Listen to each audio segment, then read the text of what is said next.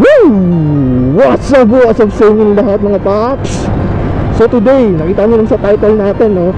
Pag-uusapan natin is about my brand new Honda Click 125i. Yung binili ko, Star Honda Imus branch. So shoutout sa inyo, sa mga nagpatubili sa akin dyan, mga nagkasikaso. Ang babait nila sa Star Honda Imus branch.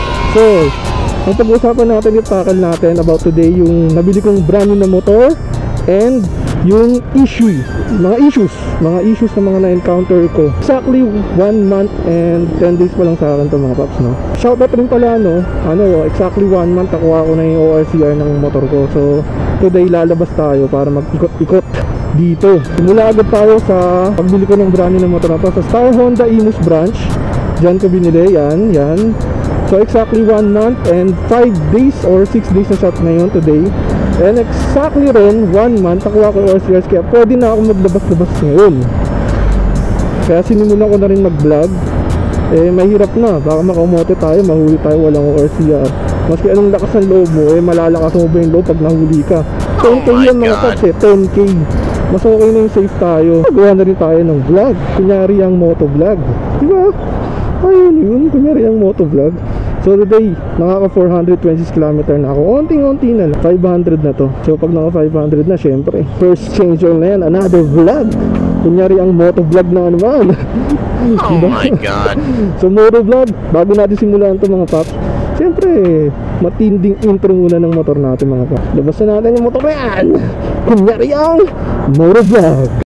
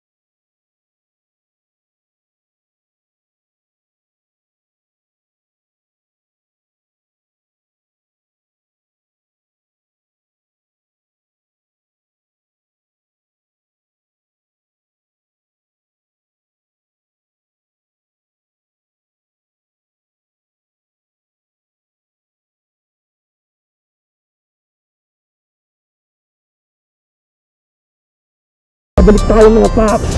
Intro ng motor, nakita nyo naman yung motor natin malupitan, no? Order red Honda Click Glossy ang binili natin.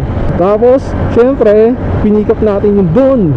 So yung pinikap ko yun mga paps, wala pa akong kaalam-alam sa motor, sa pagbili ng motor, paano to paandar. Oh my god. So shoutout sa'yo, no? Star Honda Imus, yung tumulong sa akin para magtawid ng motor dun sa kabilang kalsada. Ayan, nakikita niya, no? Shoutout sa'yo kuya, no? Tinulungan mo ito yung motor na yan. Papunta doon sa kabila kasi pinasok ko siya dito sa looban.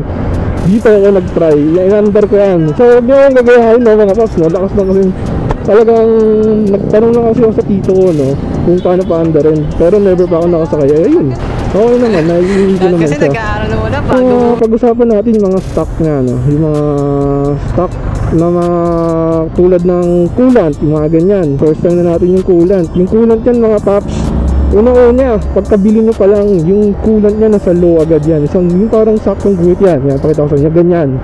Ganyan siya yung stock parts na teka lang. Tataas-taas pa tayo na kami dito. Yung pareno natin, bawal lang isa lang. Baka tayo tumaligod. Bawal tayong paganyang ganyan. Tapos pareno lang dito. Hindi pwede yung mga paps. Oh my god. Kasi sigurado tatagilid yung manubelo natin, lalo pag hindi straight. Kung kayo bibili ng motor, dyan na rin kayo bumili sa Star Honda Imus. Meron pa kayong dyan, yan, may free kayong jersey dyan. May free kayong jersey, 1 year LTO, registration, libre. Tapos meron pa kayong free na helmet, half face helmet, yan mismo, yung suot-suot ko nandyan sa vlog na yan, ganyan. Tapos yung gasolina rin pala niya mga sir, mga paps, ano lang siya, 1 bar. So after nag-blink na agad yun, kaya sabi sa akin for activation lang yun. So ang ginawa natin, pinakargahan agad natin, pinapultang ko agad. So pina-full tank ko siya. Unang full tank ko sa kanya nasa 250 yun. Simula nang naubos ko yung first full tank ko na may natirang 1 bar, yan tinakbo niya 163 kilometer. So may tirang 1 bar yun guys ha. Yung 1 bar na yun medyo malaki pa yung maabot, kaya lang ayoko na paabutin ng mismong empty. So ibibase lang natin to sa kilometer ng hanggang 1 bar. Sa full tank to 1 bar 160 kilometer na itakbo ko. So ano lang yung mga paps ha, city driving. So pagka ano kayo long ride, mas malayo pa yung mapupuntahan nyo dyan. Talagang medyo malayo-layo pa kayo. Mas maganda yun pag long ride. Kasi yung nag-average ako sa city driving, ano ilan ba to? 44.3 km per liter. So pag braking period pa lang, hindi ko siya, sabi kasi sa manual, no? Siyempre susunodin natin siya. Hanggang 40 to 60 km lang tayo, yung bilis. So yun lang tayo, hindi natin nag-ibilis yun guys. Hanggang 60 lang, sakto 60 oh. Siyempre, para saktong rides lang, saka natin ibilis yung pagkalagpingot kasi dito lang tayo, rides. So saya talaga. So pag binili kayo ng motor, kasi dati lang ako nagbabisikleta, nagbabike. So ang may experience nyo guys, pagka bumili na kayo ng motor, sa mga baguhan pa lang na bibili ng Honda Click, bali unang andar mo, ano lang naman, totally bigat lang ng motor yung kailangan nyo makakuha rito. Kasi kada preno nyo tatapak kayo sa higay, yun lang guys, kayang-kaya nyo yan. Maski ako nga nagawa, lahat naman ng tao pagka na-try, magagawa niya ng paraan Kaya depende rin sa inyo yan guys, kaya nyo yan, kuwang-kuha nyo yan, madali lang yan guys, simple lang, diba? Tapos guys, next naman pag-usapan natin yung issue na nangyayari sa akin na nagaganap dito sa Honda Click. So first, I encountered an issue. Yan, ito pa lang naman guys. Itong nasa, yan, pinapakita ko sa inyo yan. Yung gas-gasing crack na yan, o gas-gas ba yan, hindi ko sure. Nasa loob yan guys, nasa loob mismo ng mirror. Yan, yan. Yan, pinapakita ko sa inyo guys, kita nyo diba? Nasa loob yan ng mirror.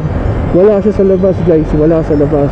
Totally nasa loob talaga. Hindi nyo talaga talagang nasa loob siya.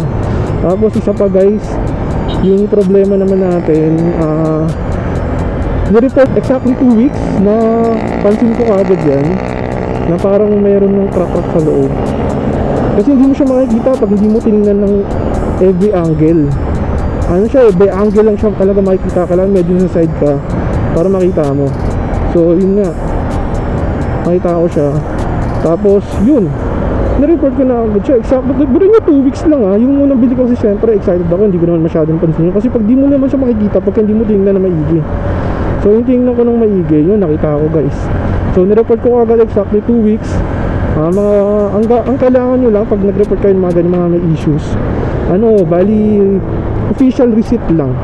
Tapos ipapaserox mo lang yun, bibigyan mo sa kanila yung xerox, tapos yun gagawa na nila yung report. Tapos yung xerox na yun, i-stay for nila doon sa report nila. So sabi pa nga sa akin, baka daw may pinahid akong something. Baka daw may pinahid akong something dun sa na-wax or anything dun sa lens. Sabi, wala akong pinahid. Wala talaga akong pinahid. Kasi bagong-bago ang kintab-kintab niyan. Tapos papahira mo ng kung ano-ano pa. Teka lang guys teka lang, masikip So first time natin mag-drive dito, kailangan medyo ingat-ingat, chill tayo guys. Tanan tanan tanan tanan tanan tanan tanan tanan tanan tanan tanan tanan tanan. Dito na tayo dumaan sa looban no? Alam ko may babaan dito tubog.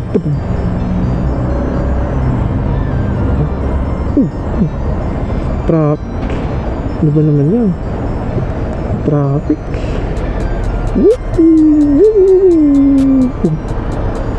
Ay, dadaan yan. Traffic. Ano ba yan? Balik na lang kaya tayo guys.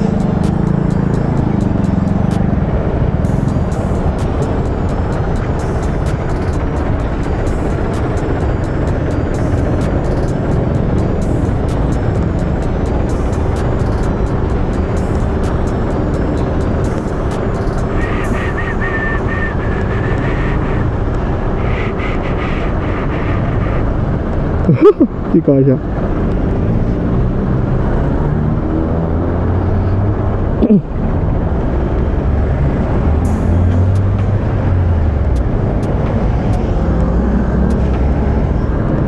Yun, bumalik na lang tayo.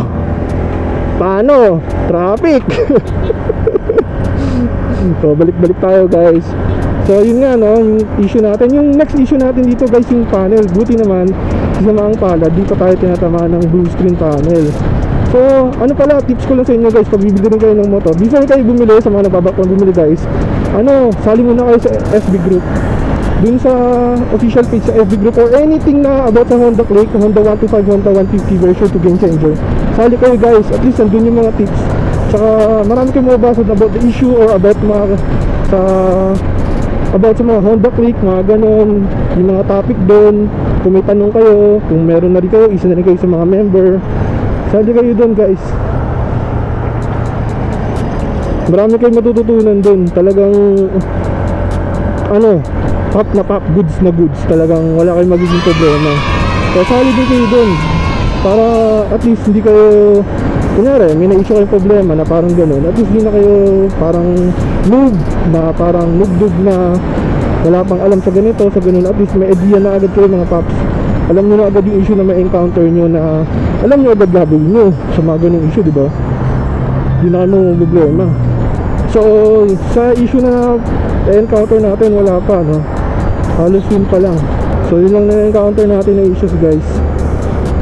Kung may mga tanong kayo o tsaka ang ginawa natin upgrade dito guys, bali eto lang, yung mating, tapos yung brake sa harapan, then mudguard prime, kay prime ako kumuha ng mudguard. Tapos ano pa ba? Woo! Wow! Saya! Oh my God. Saka guys, huwag kayo magatubili. Ito, itong natin, Honda FI sobrang tipid sa gas. So hindi ko na alam yung mga sabihin ko guys, no? So outro ko na to. So kunyari ang vlog ulit, ilabas natin ng kunyari ang moto outro vlog. Woo! Wow! Nagsisigaw-sigaw ako dito sa gitna ng kalsada. Woo! So salamat sa panonood nyo guys. Thank you. Malay nyo susunod, baka meron ulit tayong 500 km change oil vlog. Hindi natin masabi kung matutuloy natin yan. Wala na talaga magawa. Siyempre pag wala magawa, vlog din. Pero may naman yung vlog natin, channel. So thank you guys. Outro, here it comes.